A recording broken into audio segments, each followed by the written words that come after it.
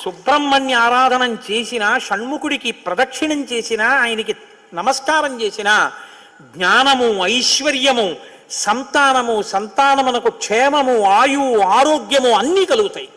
అంత శక్తివంతమైనటువంటి సర్గ ఈ షణ్ముఖోత్పత్తి సర్గ. అందుకే వాల్మీకి మహర్షి ఎప్పుడూ కూడా అసలు ఫలశ్రుతి చెప్పరు. కానీ ఈ షణ్ముఖోత్పత్తి గురించి చెప్పిన తర్వాత, అందుకే షణ్ముఖుడికి ఉన్న గొప్పతనం ఏమిటో తెలుసా అండి? ఆయనకి ఒక గొప్ప విజయాన్ని సాధించాడు షణ్ముఖుడు ఒక్కడే.